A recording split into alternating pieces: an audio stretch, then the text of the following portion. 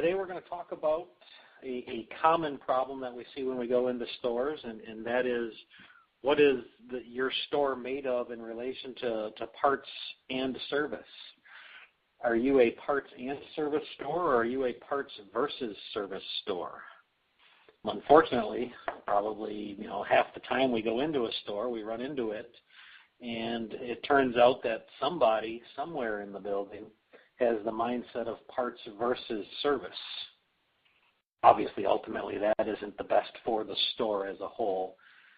Sometimes even this attitude of parts versus service gets conveyed to the customer. At a place I was at just a couple of weeks ago, I heard an advisor on the phone talking to a customer, and the delay in information for whatever reason, or maybe it wasn't even a true delay in information. I hear the advisor blaming the parts department to the customer a holdup in the transaction of their service visit. And what are we ultimately doing?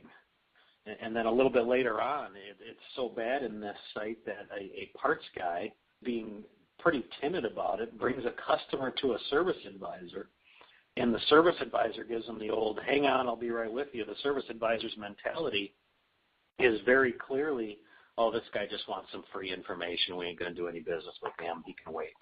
Well, guess what? You don't know that. Why do we despise, or maybe not despise, but sometimes oppose one another when ultimately we have the same goal? That really confuses me. What is the goal? Who's truly suffering if we have this mentality in the store of parts versus service? We have advisors that get put off by parts guys on getting pricing information. We have techs that get put off on getting price and availability. Or we have parts guys that get put off by advisors when they need information. They look at one another as some sort of opposition in their day.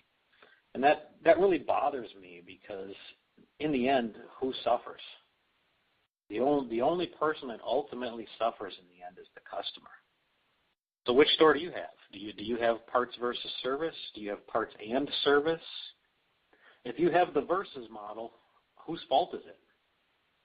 Obviously, we say, poop rolls downhill, but blame crawls back up. Most likely it's an attitude created by management at some point in time. It doesn't always have to be. Let's consider some things about the business. What percent of the sales in your store, where do they go? Where do they come from? Sometimes it's a case of a parts guy's mindset is their best customer is Bob's Body Shop down the street, who buys $10,000 a month from them because he's spending so much money in his mind. But we're probably retaining about 15% on that if we're doing a decent job, right?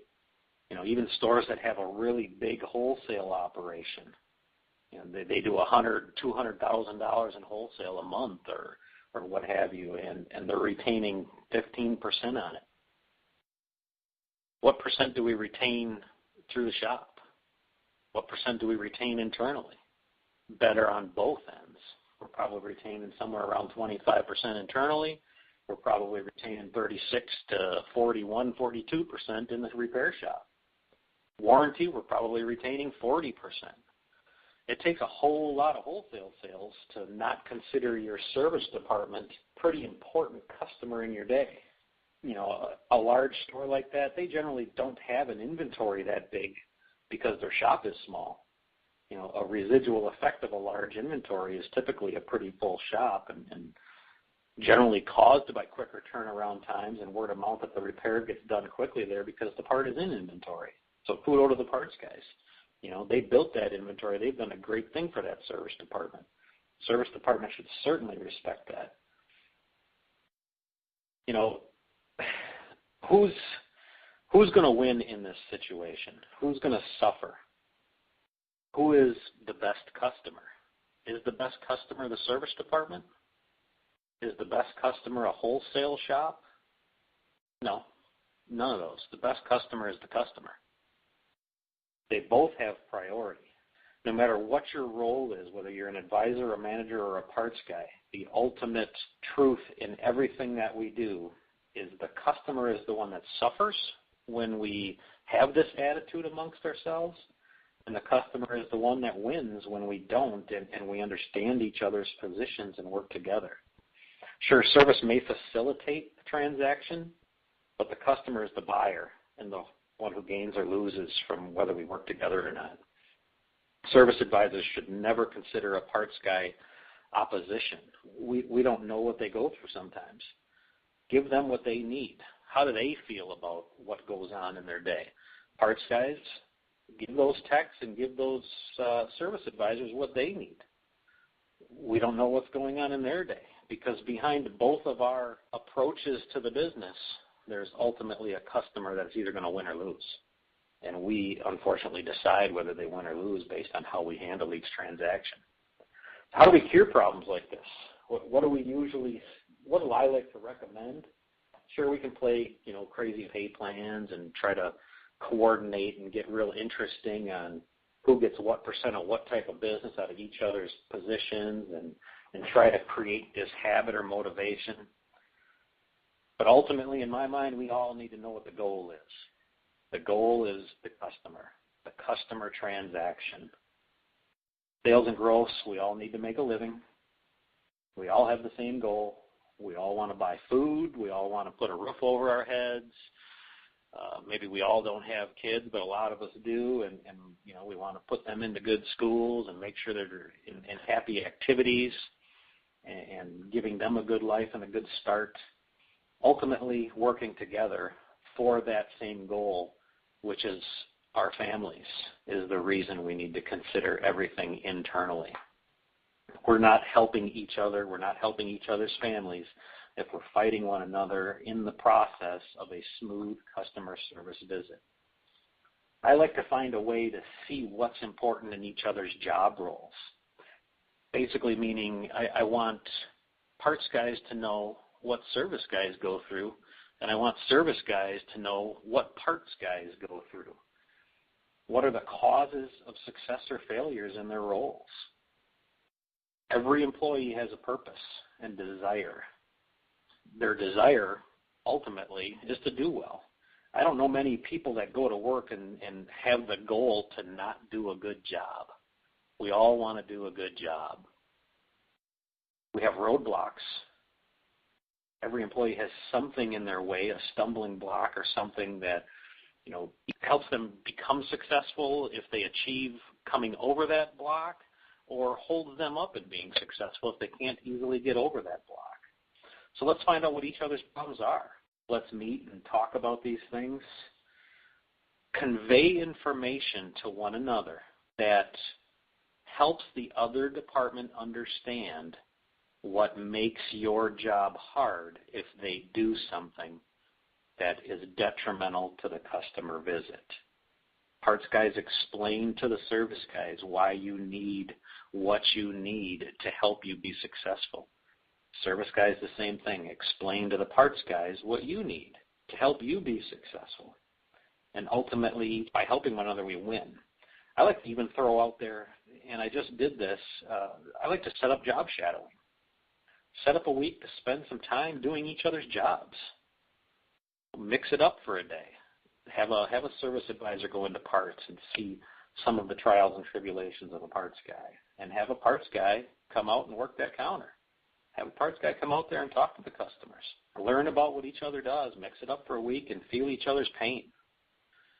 And you know what? If somebody's not willing to do that, then they don't have a right to ever give opposition to the other department. Anybody that wants to be successful should know a little bit about what each other's going through. I love it when a dealer sets up job shadowing for a week. It generally makes everybody a little bit more aware of where the pain is in each other's positions. And you've got to be open-minded to it. Let's face it, the more you know, the more you're worth. If you have an understanding of what each other goes through, you not only understand when a fellow employee has an issue, but you can know why helping that other employee is important. Big word there, helping. The word helping is what we do, right? Maybe it's not one another in your mind, but helping ultimately is the goal with a customer visit. Everything that happens when a customer's car shows up there, or everything that happens when a customer calls the store for a part or information is all about helping. Because every time we help, somebody gains great knowledge.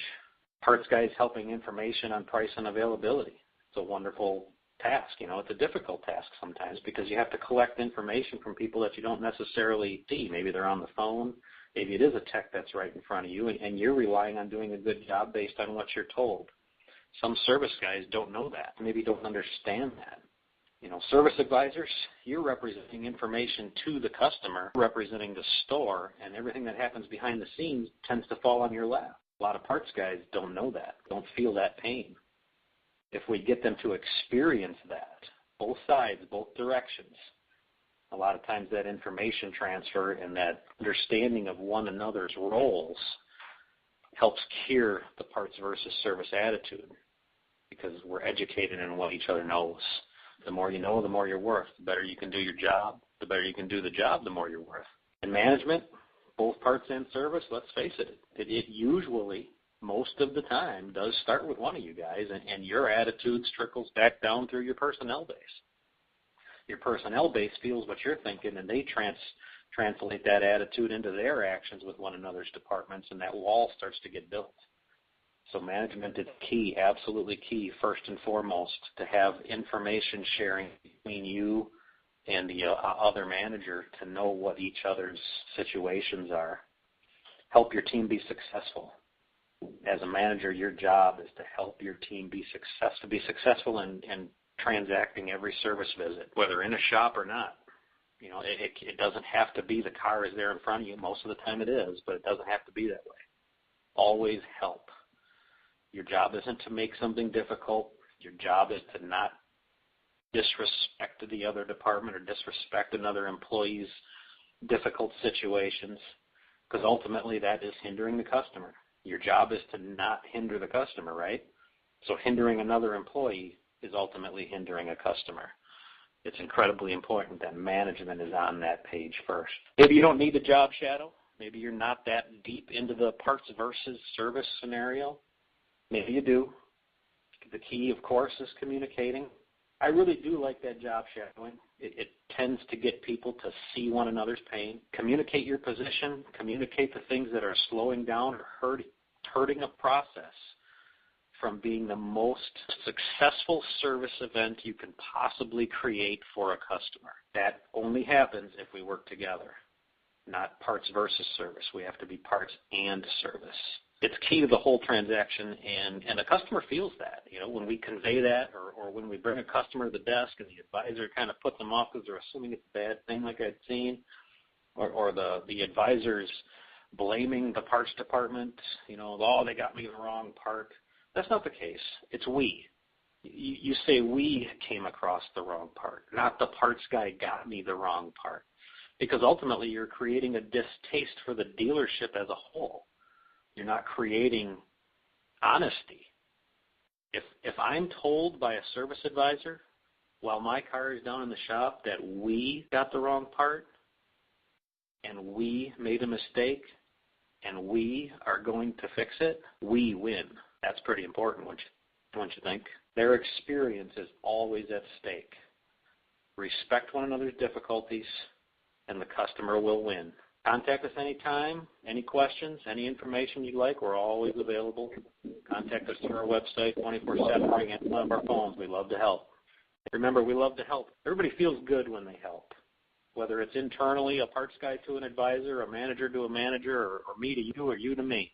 Everybody feels good when they help somebody, and that's what our job is.